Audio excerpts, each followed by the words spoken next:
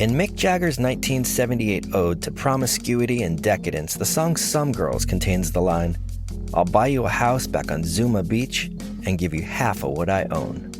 For generations, Malibu has been shorthand for sunshine-drenched refuge and exclusivity. This storied stretch of California coastline has been the inspiration for music and lyrics from the Beach Boys to Courtney Love. The Ramones were also inspired by a beach, but their sandy New York City retreat wasn't for the tanned, coiffed, and affluent. They sang about the hot concrete of Rockaway Beach, a destination accessed via a grimy subway car instead of a convertible.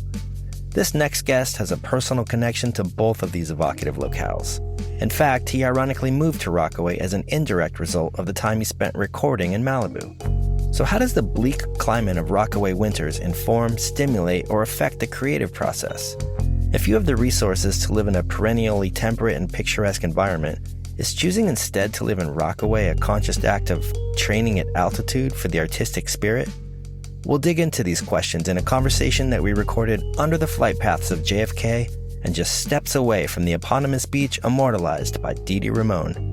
Today, musician, surfer, psychedelic enthusiast, and Rockaway resident, Mr. Andrew VanWyngarden. Andrew, thanks for sitting down, man. I appreciate it. My pleasure. So tell me a little about how'd you end up in Rockaway for the first time? What's your connection here?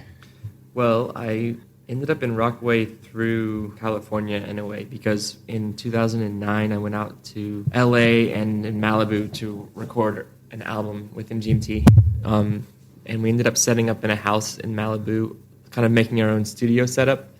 And it was the house belonged to the Stansfields, and Pascal Stanfield was the son, and he offered to give me surf lessons along with us recording there. So I learned to surf. A bonus perk. Yeah.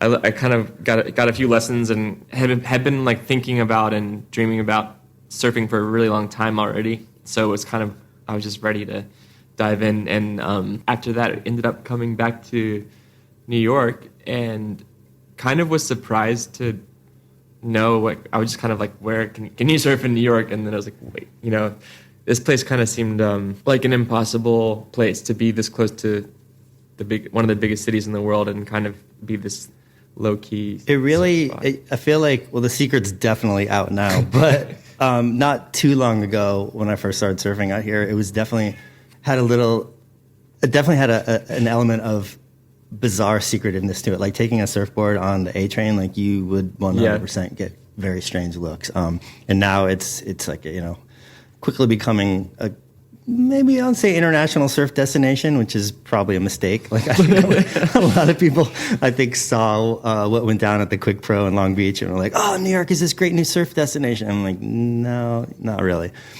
But I remember the first time that I remember really us surfing together and hanging out. I don't know if you remember that day. It was, I think, a spring afternoon. It wasn't really a forecasted day. We just happened to be out there. It was really overcast and bizarre, and it was this really cool misto swell that came in. And about an hour into this session, this crazy electrical storm rolled in, and everyone started to scatter from the water. And at first I was like, come on, y'all scaredy cats. Come on, man. What are you doing? And so we stayed in, and then about a half hour later, it got really crazy, and I was like, I think we should get out of the water. Yeah. And I went back to my place, and it just started to pour. The streets flooded, and the skies open. There was this crazy electrical storm. You could feel the electricity in the air. Yeah. I remember that. But I think that day is a really good metaphor for surfing in Rockaway, in that it wasn't a day that was supposed to be good. It was these magical little moments that you kind of just happen to catch. And I think that's what makes surfing here so special / frustrating sometimes, is that you really, I have a presence here. I have a bungalow, but I live, in the Lower East Side. And I think in order to really get it on a regular basis, you have to really live here full time. Is if you're looking at the forecast as opposed to out your window, you're going to have a very different experience. Yeah.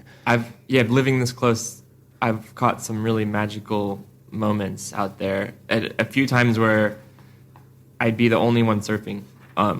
That's pretty rare, but sometimes it's just everything lines up, and like you said, there's no forecasted waves at all. And I think the days when it's supposed to be great and it's forecasted 6 days in advance and it's going to be on a sunny Saturday and it's just those aren't the days. Like it's crowded or it just doesn't deliver, you know. And I think it's just really those in between days, and I think that's what makes this place, you know, kind of so special. But what I like about surfing is that unlike skateboarding or snowboarding or some other action sports where the terrain is fixed, like surfing is always fluid. The waves are never the same. You never have the same experience. And I think because of that, it allows you to have these constant breakthroughs depending on your skill level, whether that's standing up for the first time or doing your first cutback or even first air, first barrel, whatever your skill level is. It always allows you to have, you know, these new experiences. Contrasted to the music industry, like how do you maintain that sense of excitement once you reach whatever your benchmarks may be? Like, not you necessarily, but like your first Grammy, your first time on the Tonight Show, your first time rocking the Garden or a massive festival. Like once you kind of reach those benchmarks, how do you maintain that sense of excitement like the first time you got on stage? Is that a challenge? I think, the way Ben and I, my bandmate, try to approach that is by challenging ourselves to make music that's totally different than anything we've made before. When we get into a studio, we don't have like a formula or even like a set way of working and creating that we utilize. So, you know, it's the experimentation that keeps it fresh, I think. And when you go in, do you find having some degree of parameters or foundation, is that useful? Like for me personally, if a client gives me zero input for what type of photos they want, it can be sometimes intimidating, and it's almost better to have a little bit of a framework and then build vertically, like me personally. Definitely. No, there's something really, you know, intimidating about just a blank slate, especially in studios, even home studios these days. You have kind of unlimited options. You know, you can have like any effect you want. You don't even need a fancy studio to have like a really complex array of things you can do. So I have found, I'm kind of taking me a long time to realize it though, if I have an assignment and a deadline, I actually get things done and I like press myself to do it. Whereas if it's just completely open and it's all up to me, a lot of times things kind of just stay. And I mean, you could spend 6 months trying to get just the right synth sound or whatever it may be, right? Yeah, I mean, and do you ever, I feel like, is that an impediment at some point? Like, it's ultimately like, you know, the skin is important, but the soul especially and the vibe the is what way really makes the music, right? Yeah, because you're also dealing with, in my case, a like close personal friendship that, you know, I've known my bandmates since we were 18 and we've been making music together. So that's almost 20 years. And there's going to be ups and downs and tensions and all this stuff. So that adds another element, like another layer that has to be kind of managed and dealt with when making music. So it's taking an already kind of personal and sensitive process, the creative process, and making it kind of like having to work with compromise and having to work with someone else's vision. And do you record a lot simultaneously, or do you do a lot of experimentation remotely, send files? I mean, yeah, we've done some, since he lives on the West Coast, we've done some back and forth sending ideas and stuff, but usually we work best when we're in the same space. So that's on the recording and the creation front. In terms of on the performing front, how do you maintain that level of excitement? I mean, there must be days when it's the best. I mean, I'm sure you've experienced things that, you know, quote unquote, civilians may have never experienced. I mean, it must be a fantastic experience, like being in front of that many people and you're completely in control, and you're, you know, for that brief moment in time, you're kind of the master of your universe. Like, how do you maintain that level of excitement? Is there days where you just phone it in? I mean, yeah, well, I think it's maybe even more challenging in the performance kind of world of music to keep it fresh and exciting, especially the way we tour and the way a lot of bands tour these days, where like we change up our set lists every show, but it's kind of the same structure, and we're playing with some tracks on master track system. It's mostly live, but still there's stuff. So that means we're like kind of on a grid structure, and that does make it really challenging because you can't really just feed off the crowd, wing it as much. You can't just kind of like, you can do extended jams and stuff like that. But I think for me, that's what makes once again, like the experimentation and that the thrill of it being on the spot. That's what makes it enjoyable both as a performer and for me when I'm watching music. I like knowing that there's like a risk involved. So is your love of those two elements, performing and creation, are they inextricable? Would you choose to do just one if in theory you could? I mean, if you just had, if the economics allowed you to just be the studio guy to put out music, would you miss touring? Would you miss performing? Or is that the prize? I lean more towards working in a studio, working on music and creating, because I never felt like I was made to be a performer. I enjoy the experience in providing like a kind of like immersive psychedelic concert for people, but not so much like an engaging, being a frontman, charismatic, quote unquote thing. Yeah. Yeah. So do you have a process before you go on stage? Do you get butterflies? Do you have stage fright? I mean, like, to some degree. Process. I mean, like, it's pretty shameful. I don't even warm up my voice. I'll just have like some Cheetos and. Well, like you have a mental process. I mean, to overcome. Like me personally, the times when I've had to speak in public, I mean, it's the most nerve-wracking time is right before you go on stage. And once you get that first sentence out, or I'm sure once you get those first couple of notes, and you're like, oh, I can do this. I got this. Like, you kind of fall into the groove. Well, I think when you do it, I mean, we play, some years we've played between 80 and 100 shows, sometimes more. When it's that frequent, you get into the groove. Yeah, but even then, like the shows that are more, I still get kind of a stage performance anxiety, and the shows that are most kind of anxiety inducing are the ones where you have lots of friends or family there, and like the more intimate shows too, which I generally enjoy. That's interesting. So I enjoy the club more shows. Nervous in front of an intimate crew, especially with your family, than playing at a festival. I think at some points when the crowd is like, when we played these like massive festivals, it just becomes abstract. Yeah, it's just like a sea of people. So it's easier to make it like this abstract, kind of absurd thing. And so do you find that anxiety and that excitement and the anticipation that you have right before you go on stage, are there any similarities between that and, like, say, that first set wave that you paddle into when your feet first hit the board? I mean, has surfing taught you anything about how to either compartmentalize or mitigate that fear or face it, overcome it? Definitely, when it's like for me is a bigger day and I'm standing on the beach looking out there, particularly if it's a spot that I don't know very well, like there's a lot of, like, you really have to get yourself. You got to get in the zone. Yeah. And like, there's like the fear factor of it's a physical harm. You don't want to be a kook. There's a lot at stake. I mean, the psychological aspect of surfing, I think, is what really has kind of like thrown off a lot of surf sessions for me. But yeah, there's definitely this kind of like, there's a whole complex mental world of surfing.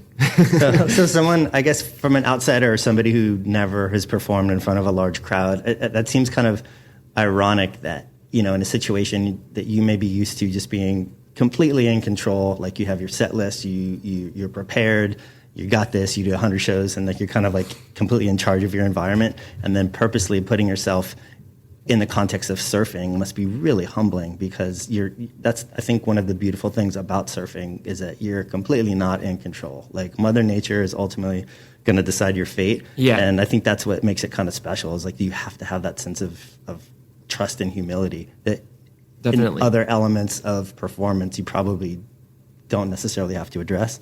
Yeah, I mean, well, I think in general, maybe through surfing a little bit, but I think the respect that surfing teaches you to have for the ocean and for the strength of the waves, I think it's kind of an important lesson that I take with me in other aspects of life. Just kind of like doing things with care and with respect, and I think that's also in line with a sort of psychedelic awareness. Like, when I've been on psychedelics, you kind of have this heightened connection and empathy and kind of understanding of all living things and kind of reality itself, and having that kind of respect and care of your actions, I think, is really important. And it takes a degree of just surrender and letting go, in a sense, too. Like, I'm speaking to the drug element. If there's one thing that you are not facing in your regular life, whatever baggage or issues you have, like, that's the one thing you're not going to be able to run from when you're on drugs. I think that's why some people I find it useful. Yeah, and then when you're surfing and you're getting tumbled by a wave, you kind of just have to like let it go, let it happen, and just kind of maybe some. Let me ask you this, shifting gears, what do you think of the state of the music business right now? I mean, I feel like with the developments in the last 10 years, whether it's streaming or file sharing or, digital recording, on one hand, it seems like it's really democratized the industry in that you could be a teenager in your basement with a relatively low barrier of entry and essentially make quote unquote real music, and then also have the means to distribute it to the world. So that is completely transformative. On the flip side, you have your Beyoncés and your Foo Fighters and your Kanyes. Like, they've adapted, they're doing fine, they've managed to find a way. The music middle class seems to have gotten squeezed. Like, do you think your career would be in a vastly different place if you started 10 years ago? Would you be able to be doing what you did if you start now? It's funny because with my band, we kind of got into the music industry sort of on the last wisps of the like kind of more old school music industry format, where the label is more like a bank. Or something. It's a bank, exactly. But it's a bank where they take 80% of all money that goes back to pay the loans that they give you, which is pretty. It's a bank with some shady accounting. Let's put it that way. Yeah. And then everybody was it was like Wild West with streaming services, and the major labels, which we were on up until recently, took full advantage of that kind of confusion where nobody knew how to handle it. And they were Sony was a 30 or 20-something% owner of Spotify, so they were licensing their catalog to Spotify, licensing it to themselves. Yeah, and basically left hand feeding the right. It's like a triple dip. And I think in the end of it, it's really the artist that gets. I mean, I'm not going to sit here and complain about what I do for a living because I think it's really fortunate and amazing. But in the music industry, the way it's set up, it's the artist that kind of gets the just scraps. And it's not really fair. It's not really set up in the artist's favor at all. When you first got signed or got into the business professionally, did you have a mentor? Did you guys have any major missteps? You kind of... Oh, yeah. We had lots of major missteps. And I think that, we've had good managers since we started, but there's a lot of lessons that you have to just learn through experience, and definitely some major screw ups, and just kind of like it's from the naivety of not knowing how things work and not knowing that it is just this kind of like machine that's trying to use your things. And it's also, but the machine is changing. I have the same issues within the photography industry. It used to be the music industry, albeit as shady as it was a very rigid, here's the label, here's a contract, here's distribution, here's supposedly your royalties or what, so it's kind of set in stone, and then all those just kind of got washed away. What is the biggest adaptation that you guys have had to conquer in terms of getting the music out there, still trying to make a living at it, and then maintaining control?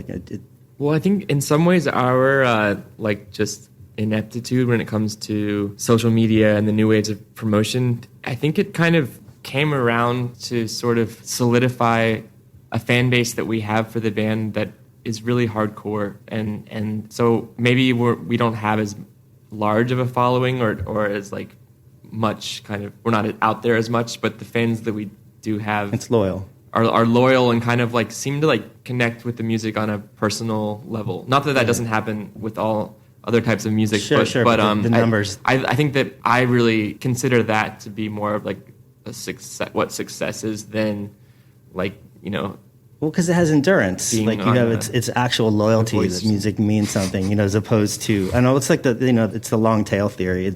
Broadcasting, the traditional definition is dead because it's just so fragmented. So it's all really just about like finding a loyal niche and being able to maintain that. Yeah. And people can make a great living off of that, whether it's podcast or music or whatever. But that's a sea change. It's fun. It's so interesting. You talk about social media and you look at these sometimes and like, oh, this person has 15 million followers. 15 years ago, if 15 million people knew about something, we would both know about that. Right. You know what I mean? Like there was no such thing as like somebody having 15 million fans without generally the public knowing who they are. Yeah, it's that's really true. Interesting how that's changed.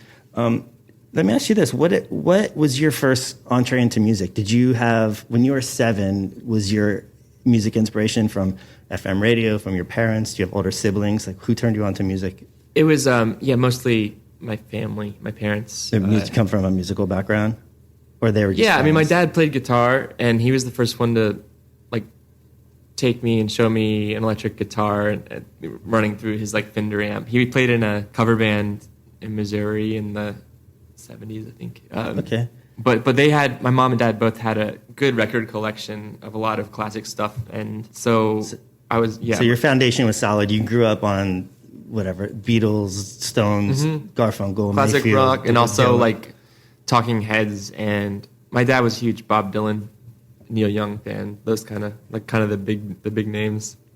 And then, so when you first branched out and started listening to, your own music, was there a point when you're 13 years old and all of a sudden you're like, oh, this, I'm into this, not that? Was there like a break off moment from the music that you grew up getting from your parents, and then? I think when I was a little older, it shifted more so that my sister was more influential. My older sister was more influential on what I would listen to.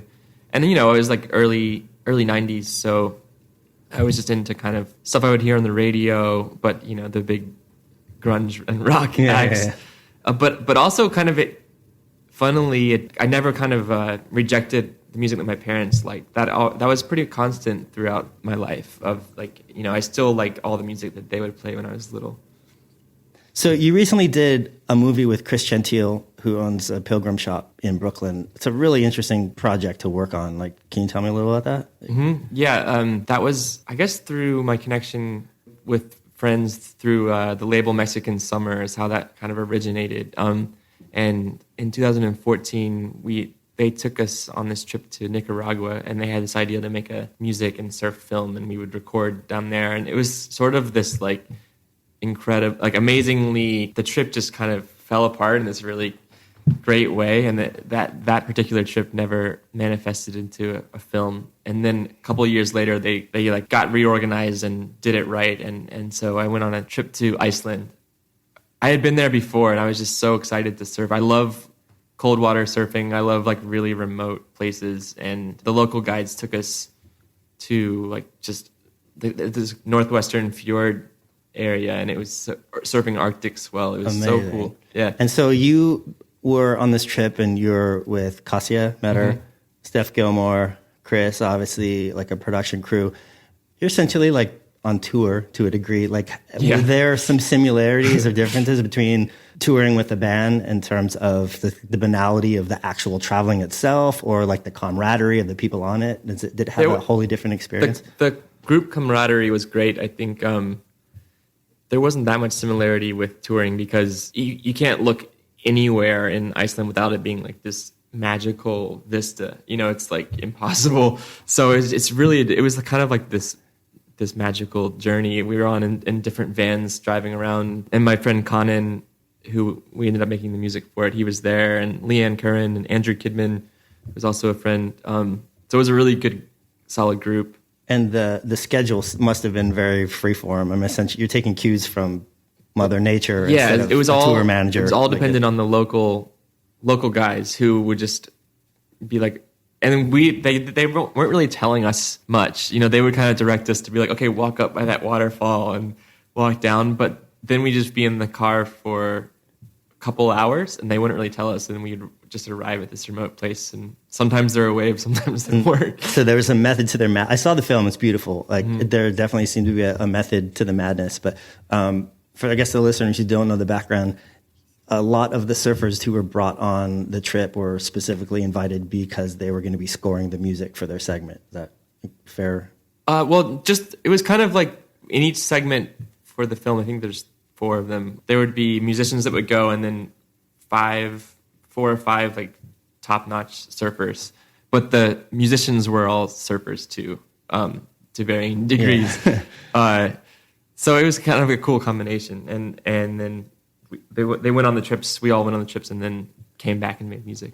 And do you feel that the personal connection of you being on that trip and them knowing that you would be scoring parts of their section, did that have any sort of effect on either how they surfed or the vibe?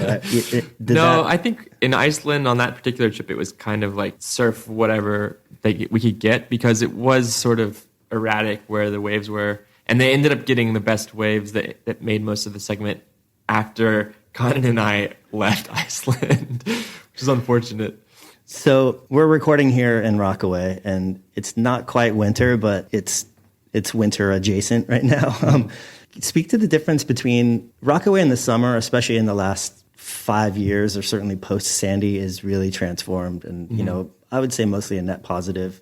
But there's just so much to do all summer long, and there's a huge influx of people coming out here, and there's like salt and skin and surf and bands and the surf club and great food, and there's sometimes waves, and almost to the minute on Labor Day that really changes, and the falls are really gorgeous out here, and I like it because there's essentially, let's say, 100 people that live out here full time in the surf community that you really know and love, and you get to actually spend time with those people in the fall, and there's actually waves.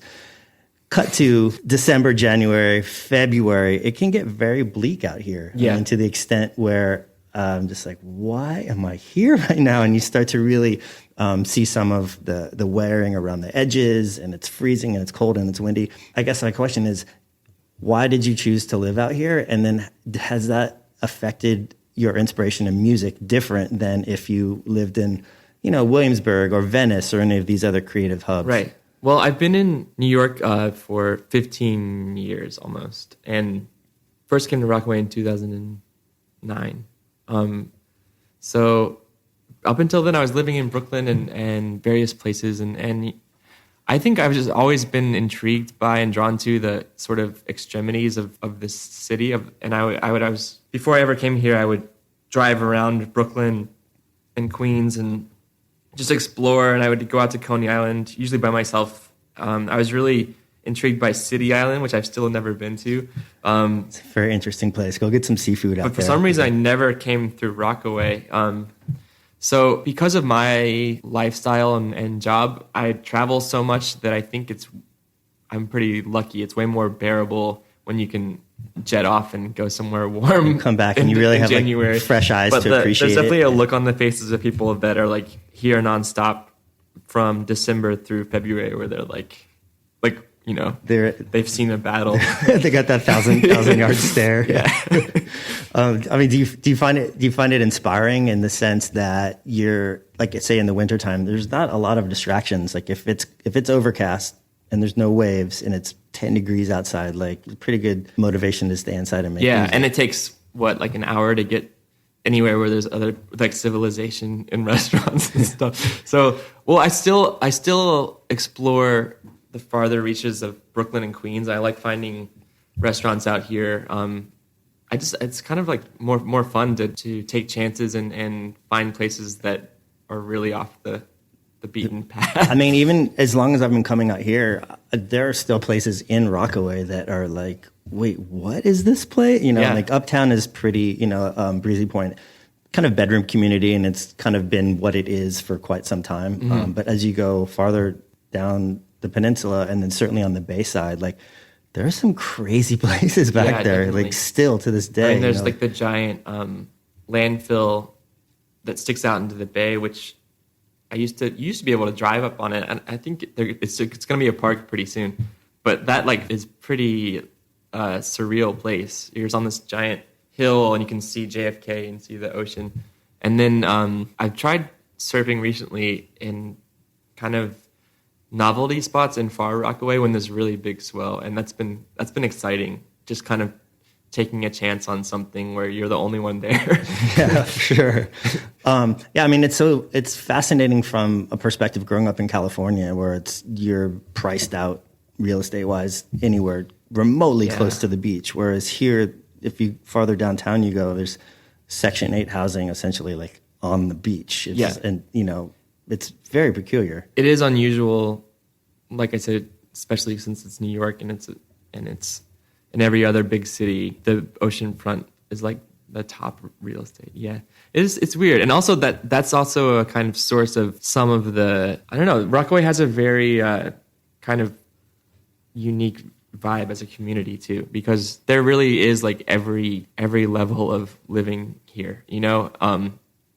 And I think I like that it's real in that sense, you know, that it's not like kind of like whitewashed kind of living. The gentrification, the way it's happened out here is really unique. And whereas most communities you have demographic A being pushed out by demographic B, whereas here it's almost like they're stacked on top of each other. And so like I would almost characterize it as a polite indifference sometimes, but there really isn't. I've never had any problems out here, and I love the diversity of it. So it makes it the most interesting, you know, like walking, especially during the winter, during a snow session, like carrying a surfboard, like you get some crazy looks like, from the neighborhood, but it's generally friendly. You know, everyone's just like, oh, that crazy white boy or whatever, you know, and I think it makes it's a really special place because of that. And I love being, you know, I know my neighbors, I'm friendly.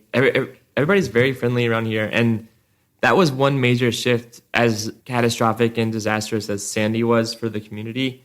When I was staying out here before Sandy, there was this sort of like really palpable tension and sort of this like almost like the brink of like just like weird things would happen, like cars would go screeching around and people yelling and fighting. There was this sort of like in Ghostbusters, this kind of like uneasy, negative energy. And Sandy was totally destructive and awful, but afterwards it sort of brought the community together, and absolutely, and it was like more of like a forgiving and sort of sympathetic. I think thing. Yeah, and like some of the tension that existed, you know, for the, you know, lack of a better cliche, the mustached Williamsburg crew that like quote unquote discovered Rockaway, as a little bit of I don't know, just tension or resentment. I guess the best way I could describe it is like when your favorite band in high school gets really popular, you know, there's kind of this sense of like, wait, this is my play. Who are you? You know, this is my, and there was a little bit of that. And then I think after Sandy, like the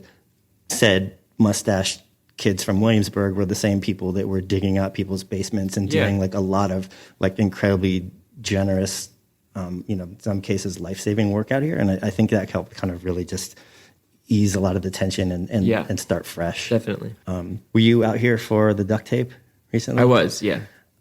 Unfortunately, I had to be in California for a previous family engagement during that week, and it was like I almost had to go on antibiotics for FOMO. So it was like the biggest weekend in Rockaway history, basically. You know, Rockaway's coming out party, and I missed it. Highlights, lowlights. Do you have a good time? I had a good time. Yeah. I mean, the waves, like Rockaway didn't really show off in terms of the waves it can bring. It was pretty, the little tiny peelers that they surfed on the final day. But, you know, I think that it was a good match. Like the kind of sort of scrappiness of the duct tape fit in well in Rockaway. And it all just stayed very like relaxed and easy. Nice. I mean, I got the sense, obviously, you know, incredible waves versus no waves would be a better scenario. But for that contest in particular, it seems like so much more about just the community and like the activities after the event and also just being able to have it happen in this particular community, which adds so much just organic flavor to the whole thing. So I assume everyone had a great time. I think so. Yeah, it was really fun. Who did you look up to growing up musically, and did you or have you had an opportunity to cross paths with a lot of people that you used to kind of, I don't know, idolize, but place on a pedestal, and then now you've had an opportunity to almost be a peer and get to know them on a different level? I mean, I don't think anyone from when I was really little, but definitely through making music and kind of reaching out to people, I've gotten to work with Sonic Boom on our second album, and like Jennifer Harima, and I think it's been really nice to meet people that I spent so much time listening to their music and kind of wondering what they were like, what their creative process is, and sort of having this mystery.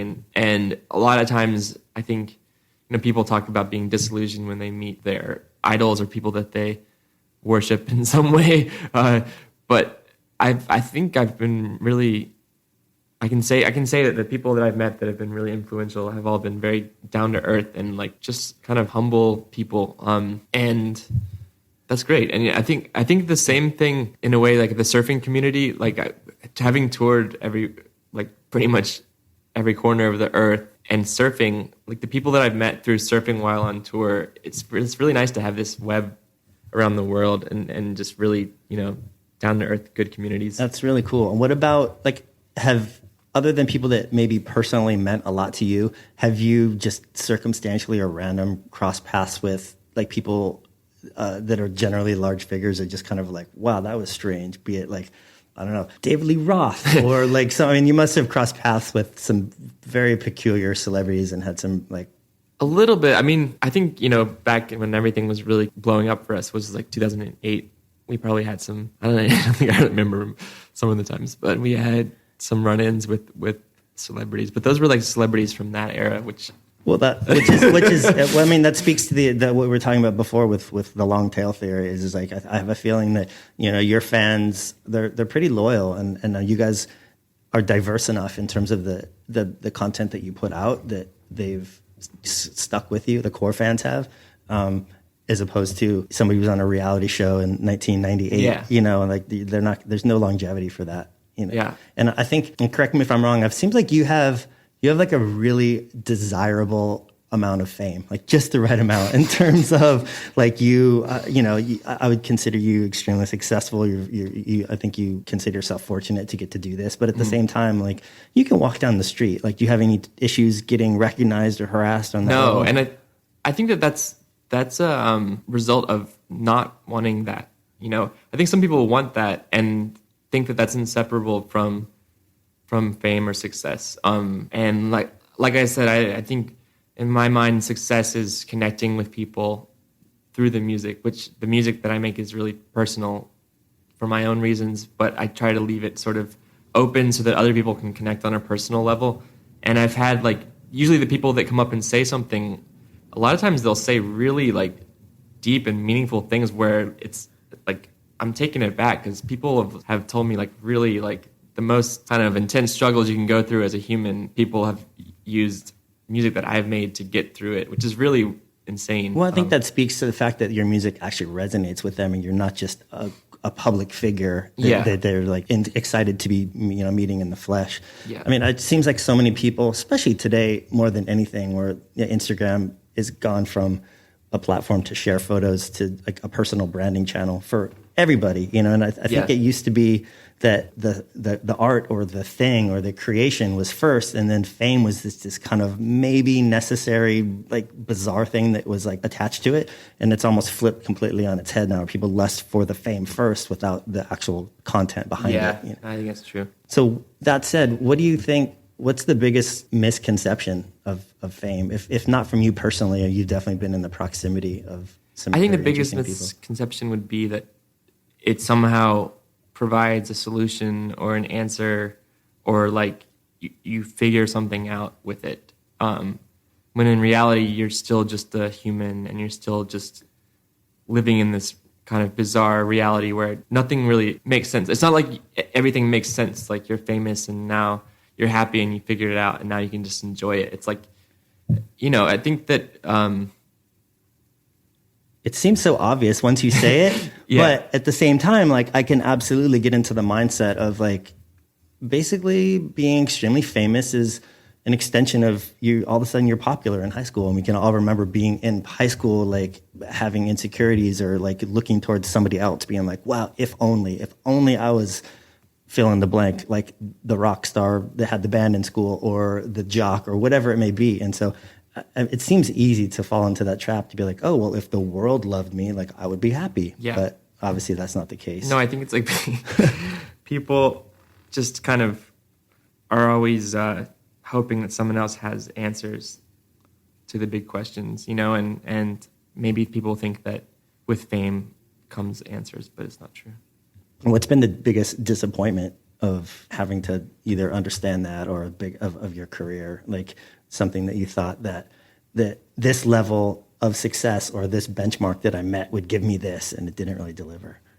Well, I don't really have, I think that it's sort of the disappointment or disillusionment when you realize that other people kind of are looking to you to provide that. And so some people will be really disappointed when they are oh, you mean it's not like that, or some people like are dependent on us for their livelihood, and that's definitely something that if I had to, Are you talking about like creatively, like for their soul, or like in terms of actual like touring crew? Yeah, I mean that's bandmates, managers, to a tiny degree, like booking agencies. When you're kind of like, it's a machine. Yeah, the machine is dependent on like this weird, like pulling this weird creative thought from the ether, and like everybody's kind of just looking at you. So like, when are you gonna make some more music? Yeah. It's kind of a weird setup, I guess. What's in store for 2020? What are you looking forward towards? I'm just trying to expand and kind of work on a bunch of different projects. I want to work more as a mixer, producer, and collaborator, and just gonna keep making MGMT music. And I don't know, just I don't think it's gonna be a big touring year. So just kind of like just kind of see. I enjoy being home, and I got a bonsai tree. What's your home life like when you're not on tour? You have a beautiful little castle you've created for yourself here. Like I just listen to records and kind of do a lot of sitting around. What do you get inspired by, like non-musically, that inspires your music? Whether it's books or art, conversation, surfing. Well, so I do love Rockaway because it's so separated from everything. But whenever I go into Manhattan and go to a museum or go to the Met, that's really inspirational for me, and I want to do it more. Seeing other art and seeing other people and their own personal creative journeys is really inspirational. When you're in the process of creating music, what is your relationship with outside music? Is it something that you constantly need to source inspiration from, or is there a scenario where you like box yourself in and you don't want to hear anyone else's music? You want to just be able to focus on yours? It seems like I've gotten into this thing where I don't listen to a lot of music that is sort of would be in the same category as music I make, but I do a lot of record collecting and go to record shops, and that's usually more for things that I would DJ. So it's more like dance music. And then when I'm home, I listen to just like ambient and kind of like new age music. Yeah. So it's not anything that seems to interfere with songwriting, because we're writing more kind of like pop, I guess. Like on a day-to-day, hour-for-hour level, do you find yourself listening to actually listening to vinyl, streaming, your existing collection? Like how do you consume music? No, I listen to vinyl a lot, and I don't do that much streaming when I'm driving. I drive a fair amount, and I listen to Spotify sometimes. I think Spotify's pretty like the algorithm is it's pretty solid. Like I've found a lot of music that I never knew. That's funny. Pandora. I gave up on Pandora too, because they would always, you put on a station and they would play this bullshit live version that must have been cheaper to license or something. Like, I don't know. Is that what they're doing? Is that why? Is there a... No, I think sometimes artists don't license their studio catalog. So yeah, usually it'll be like legally and financially, there's an incentive or a reason why you would have a live version instead of... It's probably the label like withholding the catalog. Just to wrap this up, what are you looking forward to most from the coming year? What do you got in store for 2020? Hopefully I'll be going back to Hawaii in January, which is one of my favorite things for to business do. Or pleasure? For pleasure. Nice. Yeah. And then going to play some shows in Mexico, and otherwise just looking forward to home time. Good. Well, thanks so much for doing this, man. And I think it's been really, really interesting to get inside your head and your home for the hour. And I'll see you in the lineup. Sounds good. Cheers, dude. Yeah. Sounds good.